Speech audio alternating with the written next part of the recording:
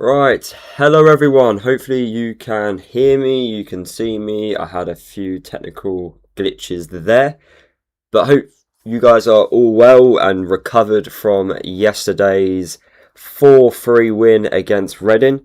First half, absolutely terrible. Second half, much better. And what a fantastic comeback. Like I said in my match reaction, if you guys haven't seen it, go and check it out. I haven't seen Luton come back from 3-1 down, especially away from home, in my lifetime. So it was definitely a game that I will remember for a very, very long time. And yeah, hopefully not many games like that for the rest of the season, because I didn't like that first half. Of course, we want the excitement with the late minute winners. Yeah, plenty more of that. But don't, I feel like Luton's going to kill me, man. I really do feel like Luton will kill me. But today's live stream is going to be me going through the players that started against Reading, giving you my ratings on their performance and talking about their performance and asking you guys about, how you're rating their performances.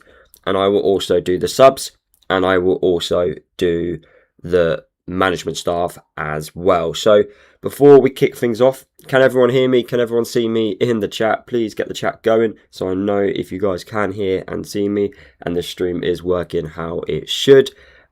I've got a comment from the chat here. I'm still buzzing from that second half yesterday. Nothing better than scoring in the 96th minute away from home.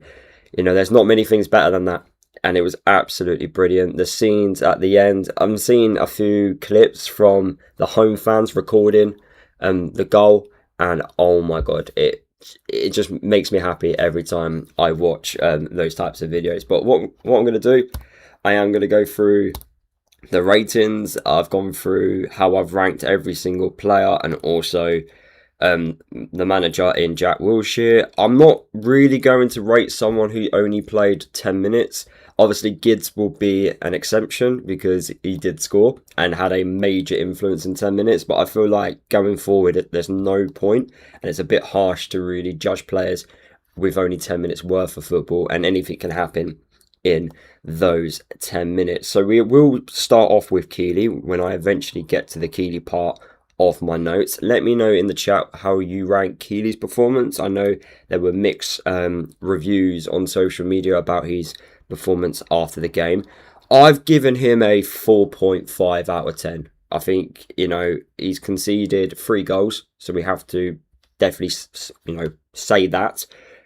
First goal, I do think Naysmith put him in a terrible position, so I'm not blaming him on that one. The second goal is where I have a disappointment with, and I think he has to do better. Like, for me, I don't think that type of goal should go in from a goalkeeper that's played League One football for the last 2 seasons. And that's the gutting thing about Keeley. I know he can do better.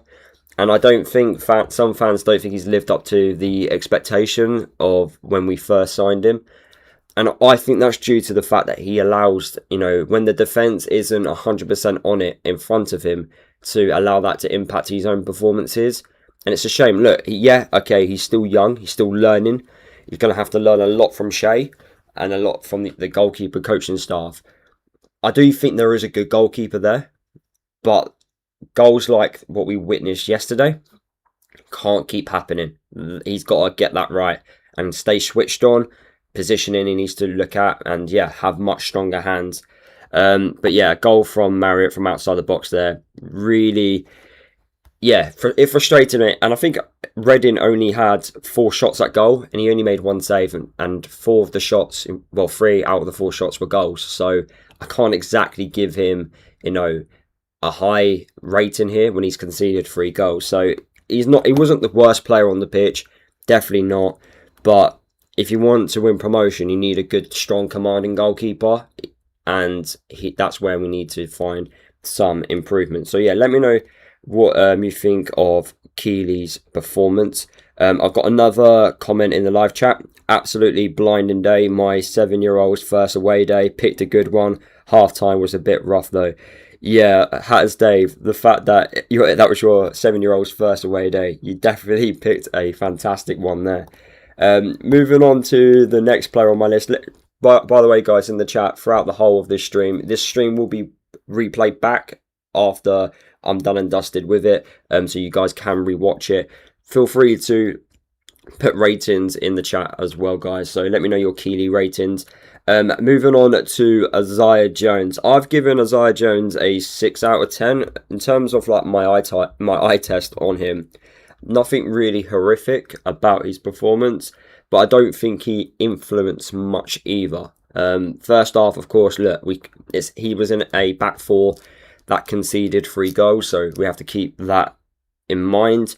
Reading did cause plenty of problems out wide, more on Naismith's side compared to Isaiah Jones's side, but even the left winger for Reading, I thought he was quite nippy and he was putting in some balls into the box and no Reading player was getting on the end of them. But I don't think Izzy did too much, in the game. Nothing that I can really justify and go, yeah, he was a 7, he was an 8. He made 2 tackles in the match, but apart from that, I didn't walk away from the game thinking, yeah, Izzy Jones, had a fantastic performance. Another comment in the live chat, which is from Terry. Josh Keeley you've given Josh Keeley a 5 out of 10. Should have gone with hands for the first goal, and then get beat at the near post for the second, 100%. And you guys can also hear me loud and clear, which is also fantastic as well. Right, moving on to Hakeem Adofin. I said in my match reaction that was his worst performance I've seen in a Luton shirt. Our record with Hakeem Adofin starting Luton games continues. We still haven't lost with him in a competitive game when he starts a match. I wonder how long that record's going to last. The last time we lost a game with Hakeem Adofin in the side was when he came on the pitch when we were already 3-0 down against Barnsley. So I'm not really going to count that. But when he does start games, we normally do really well. And it was really shocking to see 2 centre-halves in Johnston and Hakeem Adofin, be so disorganised the way they were. I couldn't believe it. I thought it would take a lot for something like that to happen. Didn't expect it on the opening day, and maybe it was opening day nerves or something. I don't know. Maybe they weren't in the right mindset. I definitely know Cal Naismith weren't in the right mindset in that first 45 minutes. But second half, the defending was so much better.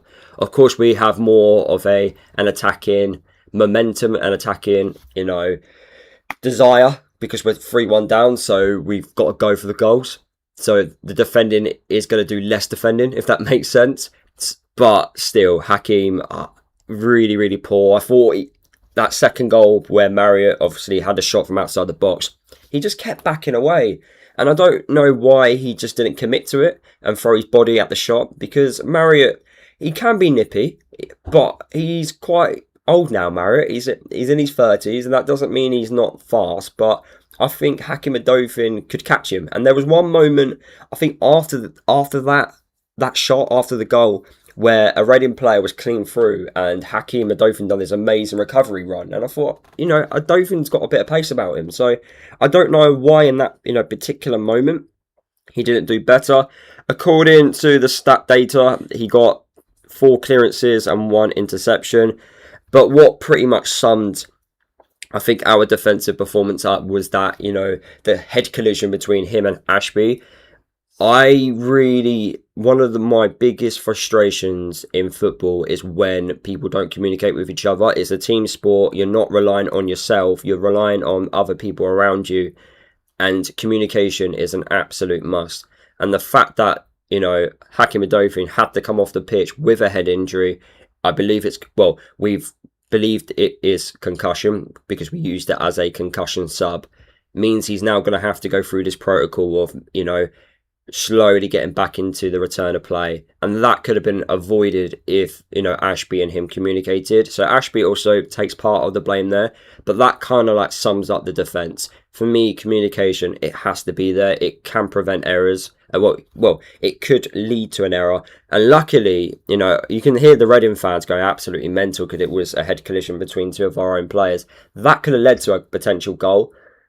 So I don't know what the rules actually state. I know the rules state that when there is a head collision, the referee must blow. But imagine if Reading took a shot and it just went in. What does the referee do there? It is a a grey area.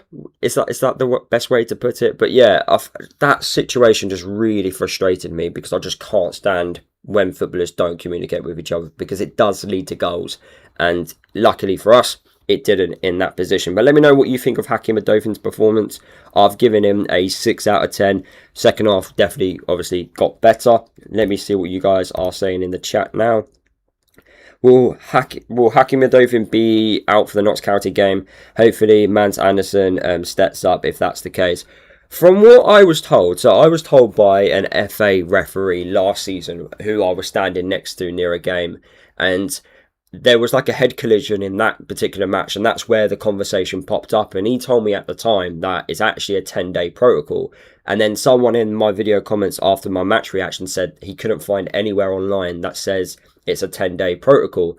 What I have found is a 6-day protocol. So if I just type into Google now and go EFL concussion protocol, I think the BBC did an article about this as well. Right, I can't see it there. So there's like a Premier League version. So I can't imagine it'd be different to the Premier League. Let me just quickly read. You can use a concussion.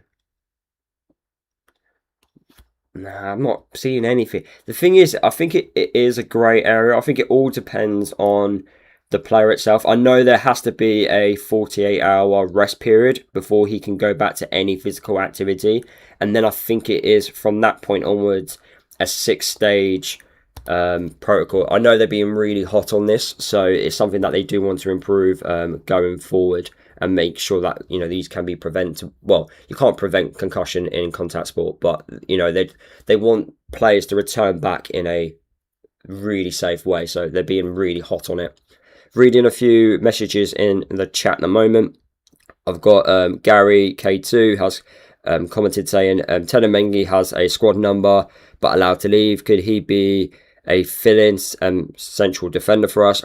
From my understanding, I think him and Wilshere have come up with an agreement on the sense of if he can't leave the football club, Wilshere will still use him. Compared to the likes of Jerry Yates, for example, who didn't get given a squad number, Jerry Yates has been told, you're not featuring for us going forward, and that is fact. And then, but with Tenen Mengi, I think, okay, if you can't get one, we'll still use you. So I think that's the conversations that's been going on behind the scenes. And I do think Tenen Mengi under Jack Wilshere has performed really well. Like the game against Stockport County away, that was a prime example. And I do think, you know, we were getting the best out of him. Is he match fit? That's a comment that's come into the chat in the moment. He's got to be, for me, he's fit. Wilshere said he's ready to go. But in terms of match sharpness, is he there? I'm not too sure. He didn't play in the under-21s like Jerry Yates did on Friday night. So yeah, I'm a bit, unsure about that. I've got another chat comment here saying Adofin adapted to a whole new defence. Really, Ashby just come in. I'm sure they'll get to know each other soon and be a lot more solid. A lot more solid. If we can stop giving away cheap goals, it'd be a good season based on yesterday. Yeah, that was the really frustrating thing, because Reading's goals, like I said in my match reaction, like they didn't exactly work hard for them. So yeah, it's a massive shame in terms of how we went about conceding our goals. In terms of the next player that I'm going to give a rating to, George Johnston, I'm giving him a 7 out of 10. And the reason why is because I thought he was, out of everyone in our defence, I thought he was the best defender. I thought he was doing a lot of recovery runs and a lot of recovery defending for Cal Naysmith for being lack of awareness and not knowing where he is on the pitch. Also in the second half, I was super impressed with him. I thought he was absolutely solid. For someone that isn't a big lad, he wins an awful lot of aerial duels. And also, there was a point in the second half, he did this amazing run forward to help us win a corner. And something like that can lift the fans, and that's exactly what that moment did. And if you replay the fourth goal back, it was actually him on the left-hand side, playing that pass, by the way, into Gids, who was able to turn, look up, get that shot away, hits the bar. Richards missed kicks, falls back to Gids to put us, 4-3 up. So it was that pass originally, and it was an outstanding pass, by the way, for someone who is a ball-playing centre-half. It's brilliant to see, and that's why I've given him a 7 out of 10. Obviously, I can't give him higher because we did concede 3 goals, But I didn't think he was terrible and definitely the better defender out of everyone in the back line. But let me know what you think about Johnston. Am I rating him too highly, or do you think he should have a lower rating before we go and talk about Cal and Naysmith? Because I'm sure we're going to be talking about him quite a bit.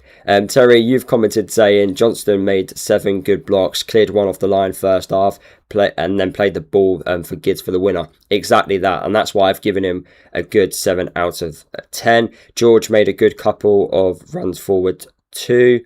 Yeah, so let's move on to Cal Naysmith. So for me, Cal, yeah, where do we begin? Senior pro shouldn't really be making the mistakes he was making. The warning signs were there from the first 2 minutes. Ball watching from like the opening 30 seconds when they did a ball over the top and Lisby, the Reading right winger, got in behind and caused a lot of problems.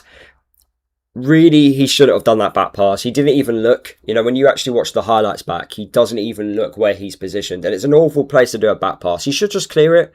You know, I think at this level, just the basics. I know Wilshere wants to keep the ball. I know it's the responsibility for the defenders to look after it, give it to the midfielders and go from there. But if you're under pressure and you know, in that particular position, you don't back yourself to play it a pass, just clear it. Even if it goes out for a throw in 40 yards down the pitch, so be it. We regroup, we go again. And I just expect better from a senior pro.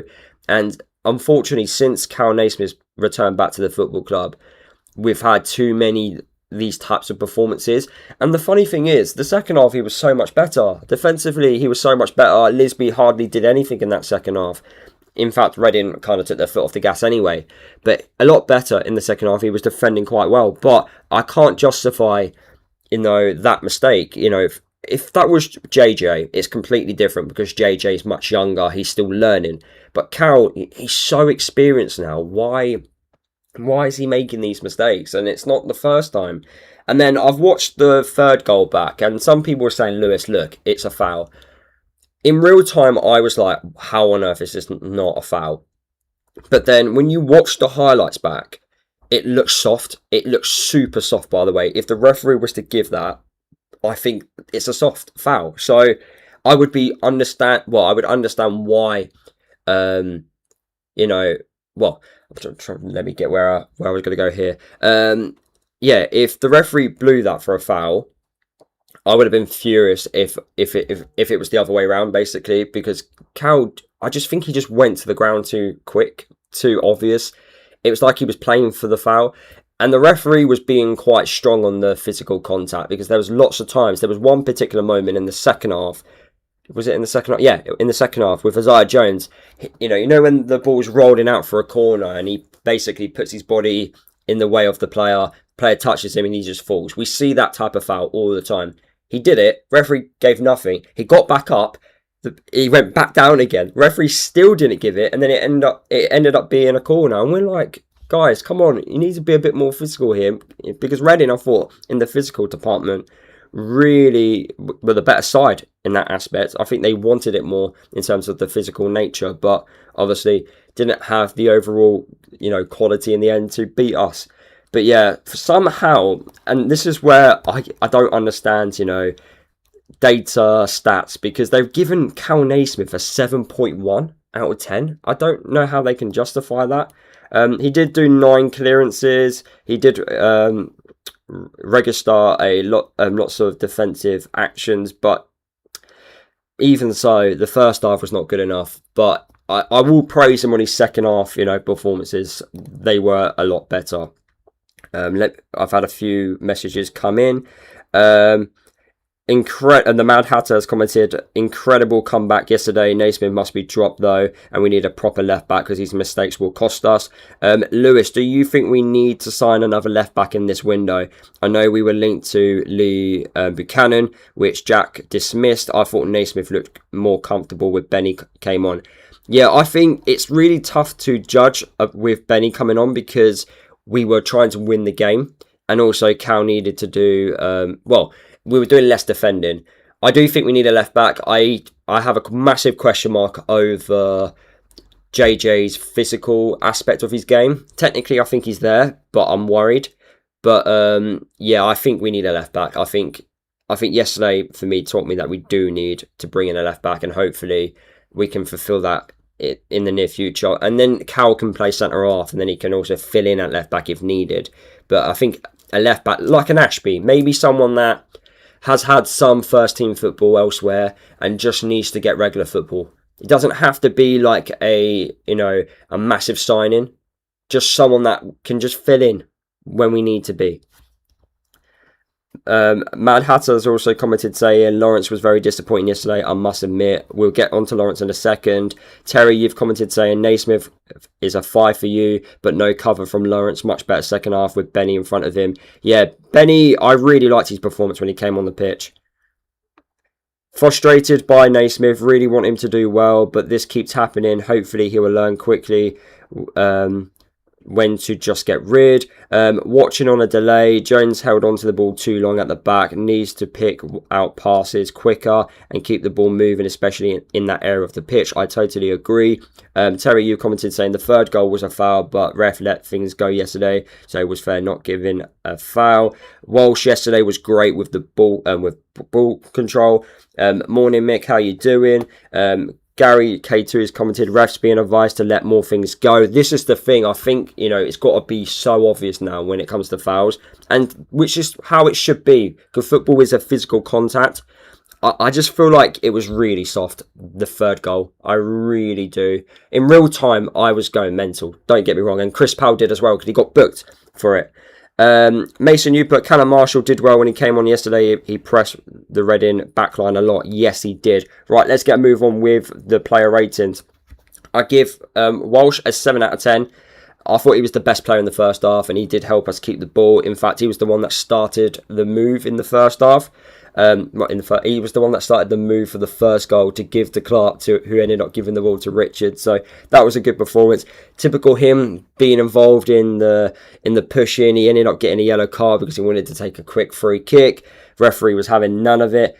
I don't think he did anything too spectacular in that second half, more in the first half. So I think he was solid. That's why I'm giving him a 7 out of 10. Jordan Clark, I'm giving him a 8 out of 10. He obviously assisted Jake Richards' opener, which was absolutely important. And there was also a few times in the game where I thought he helped us, get forward. And that final bit was just lacking at times. But yeah, really good. I thought it was a really good, solid performance from Clark. I might be giving him a bit too high of a rating. But with Jake Richards, I've given him a 9 out of 10. Definitely, he did not mean to give that 96-minute winner the assist. That was a shot, and it ended up being a pass, and it just fell to the right person at the right time. Definitely, he did not mean to do that, and you can tell by the way he's gone to hit the ball. But yeah, really, lucky, but at the same time, he's in the right place at the right time to provide that. But I thought Richards, his performance, it deserves to be spoken about. Took his goal really well. Improved from the Gilliam game, by the way, because against Gilliam, the same scenario where he was given the ball, he cuts inside on the left, but he hit it straight at the goalkeeper. This time around, he was a bit more composed and he hit it in the bottom corner. So fantastic goal, learning from last week. And he's 19 years old. He's got to go to the very top, guys. So we need to just enjoy him now while he's young before he gets better and better. But because he will get better, in my opinion. And he's also not a winger either. Personally, for me, he's a different type. He's someone that obviously plays a bit more inverted. I don't see him as someone that gets the ball, takes players on. He's more of he'll look for the space. He'll look for the link up play. I would say he's properly he's a proper modern day winger rather than your traditional winger, which is beat your man and get a ball into the box. But I thought it was fantastic. Also, he gave the ball to Naki Wells, which ended up setting up Kasey Palmer. And to be fair, Naki Wells could have taken the shot on then, but he didn't. He played it to Palmer, but it was Richards. It was his ball, played in, lovely weight on the pass there. And yeah, that helped us get the third goal in the game. But let me know your ratings for Clark, Richards and also Walsh in the chat, guys. Let me see what you guys have been putting in. Walsh 7, run the show, had fight in the tunnel at halftime. Yeah, I was told a fight apparently took place in the tunnel at halftime. My mum gave me a message and I was thinking, well, no one's been sent off, so I'm assuming everything's okay. But yeah, you're the second person to say that to me now.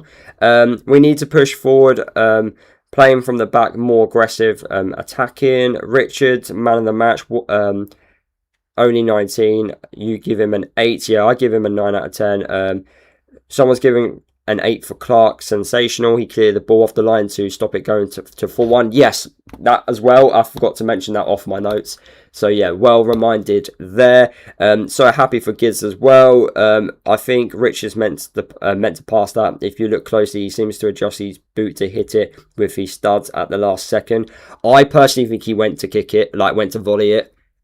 Especially with the way he was positioned behind the ball. That's just my view. And some people, a lot of other people are also saying the same. I thought in real time he did actually meant to pass it, but when I watch it back from the YouTube highlights clips, for me it just looks like he's meaning to shoot there. But yeah, that's just a case of different opinions, I guess.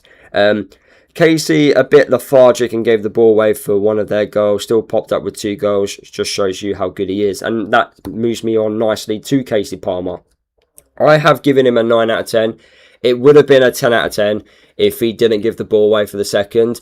Now, Palmer, the thing is, because he is creative and because he will produce things out of nothing, he will do that risky ball. And sometimes it's going to pay off and sometimes it's not going to pay off. And it will leave us exposed at the back. So yeah, I do understand people's frustration sometimes with it. But then again, who popped up in the second half to produce what he did?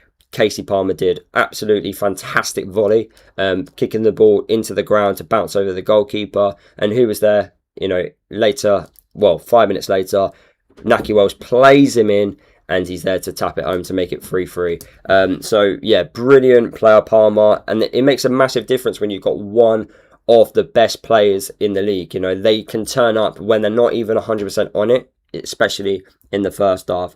And then we've got Naki Wells. We've got Emilio Lawrence. I give Emilio Lawrence 6 out of 10. I think he could have done a lot better. Definitely went quiet in the game. Benny had more of an impact in the time he was on the pitch compared to Lawrence. Lawrence, for me, is just really quiet in that first half. I hardly noticed him on the pitch. And then second half again, he didn't really do much. I don't know, I might be being a bit, giving him a bit too high of a mark, especially with a 6 out of 10, because he didn't really do anything. Personally, for me, didn't really influence the game, and it was a bold decision by Wilshere to have him start the match.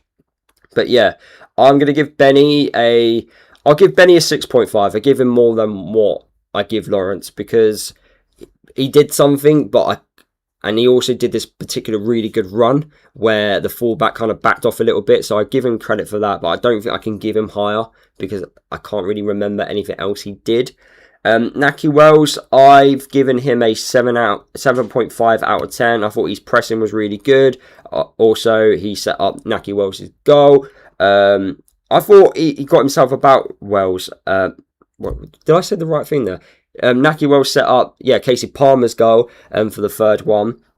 And with Naki Wells, look, his passing's really good. There's no point lumping the ball to him because he ain't going to win many headers in the air. You need to play the ball on the ground. But I didn't think his performance was too bad. And I didn't walk away from the Reading game thinking, we need a striker, because I think the game against Reading proved that attacking-wise, we can score goals and everyone can chip in. We just need to sort the defensive issues at the back.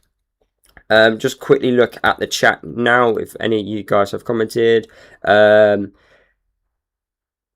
Kasey a bit I read that already. Kasey a 10. Kasey's first goal was a fantastic finish. Yeah, 100%. I've given Benny a 6.5 out of 10. I thought it was a really good cameo appearance. He's definitely in the conversation. I've given Marshall a 6 out of 10.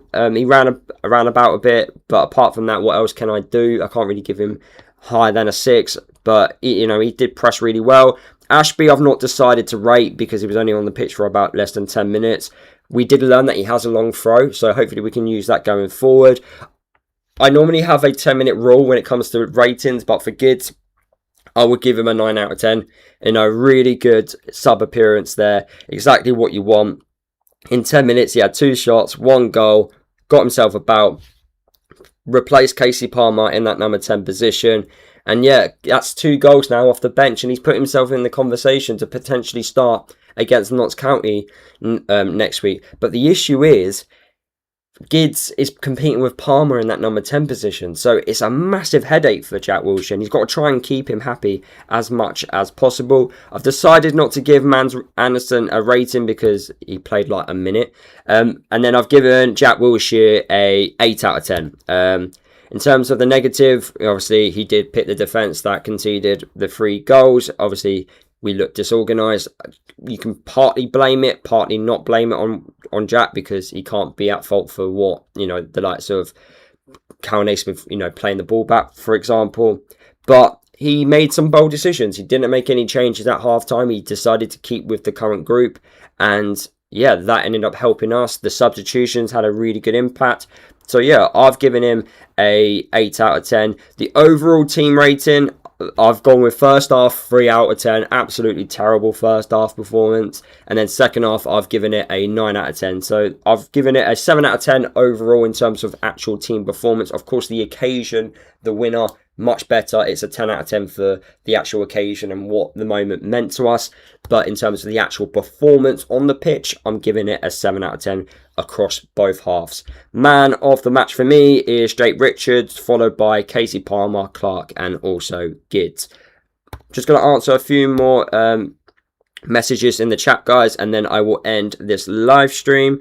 Wells, such an intelligent player, looked a lot better this season under Jack. Do you think we lack aerial threat going forward? Did seem like Reading were a tall team at the back, but never felt like we were ever going to threat at them at set pieces. To be fair though, we did score a goal from a set piece. It was Richards' free kick, which, yeah, we didn't win the first initial contact, but we won the second contact, which ended up being a goal. Johnston and Adofin are good in the air, so, and also Palmer is as well. But sometimes you do come up against these teams that are just naturally good at set pieces and do have good, you know, defenders that will head clear. Love Benny's reaction to the goal. Yeah, it did mean absolutely everything to them. Joshy, you've given Ashby an 8. Apart from nearly killing Adofin, his throw-in led to the winner. Long and flat just when we needed it. Brilliant. Yeah, absolutely fantastic and fair play on that comment.